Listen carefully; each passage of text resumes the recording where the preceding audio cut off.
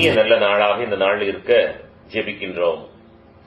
April மாதம் 28ஆம் தேதி தாயாம் திருவை புனித லூயிஸ் கிரீக்னன் என்கின்ற இந்த புனிதரது திருநாளை கொண்டாட நமக்கு அழைப்பு தந்திருக்கின்றது. மார்க்கு நற்செய்தி 16வது அத்தியாயத்திலே 17-18 வாக்குகள் சொல்லுகிறது, நம்பிக்கை கொண்டோர் பின்வரும் அரும் அடையாளங்களை செய்வர். அவர்கள் என் பெயரால் பேய்களை ஓட்டுவர், புதிய மொழிகளை பேசுவர், பாம்புகளை தன்னுடைய கையால் பிடிப்பர், கொல்லும் நஞ்சை குடித்தாலும் அது அவர்களுக்கு தீங்கு இழைக்காது. அவர்கள் உடல்நலமற்றோர் மீது கைகளை வைக்க அவர்கள் குணமடைவர் என்கின்ற இந்த வார்த்தையை உள்ளத்திலே கொண்டவர்களாக புனிதருடைய வாழ்க்கையினுடைய வரலாறு என்ன என்பதனை இப்பொழுது நாம் சொல்ல கேட்போமே. லூயிஸ் மேரி என அழைக்கப்படும் லூயிஸ் கிரீக்னன் 1673ஆம் ஆண்டு பிரான்ஸ் நாட்டில் உள்ள மான்போர்ட் என்னும் இடத்தில் பிறந்தார். இவர் வளரும் போதே மரி அன்னையிடம் மிகவும் பக்தி கொண்டு வளர்ந்து வந்தார்.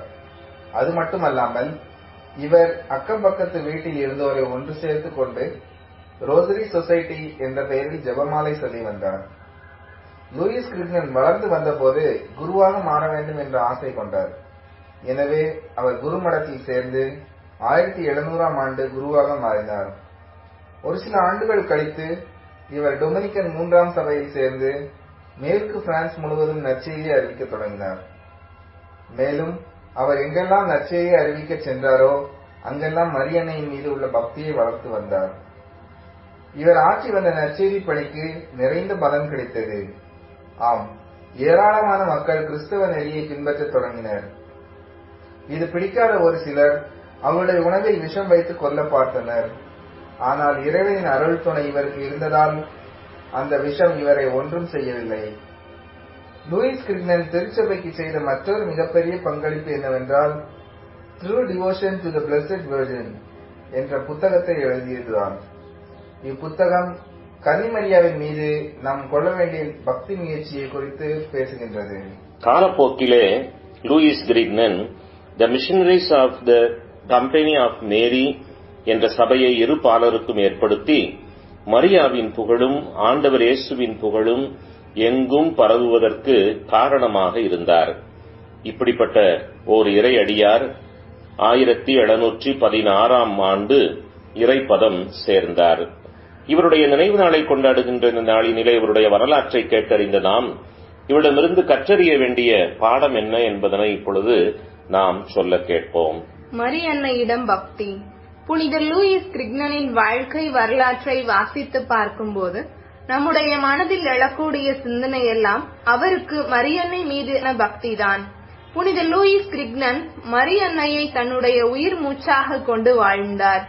அவரிடத்தில் இருந்த மரியன்னையின் மீதான பக்தி நம்மிடத்தில் இருக்கின்றதா என்று சிந்தித்து பார்க்க வேண்டும்.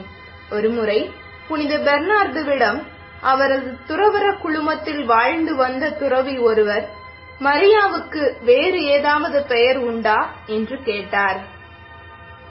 அதற்கு புனித பெர்னார்ட் அவரிடம் அசன்டன்ஸ் டிசன்டன்ஸ் என்றார்.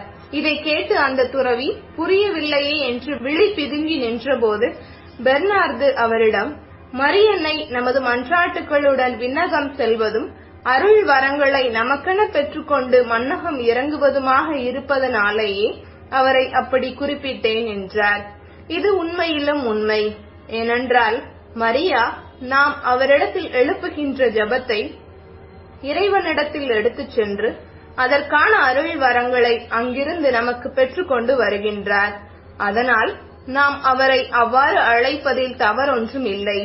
மறைந்த திருத்தந்தை புனித 2ஆம் யோவான் பவுல் மரியன்னையை குறித்து, தாய் மரியே, நான் உமக்கே முழுவதும் சொந்தம் என்றார்.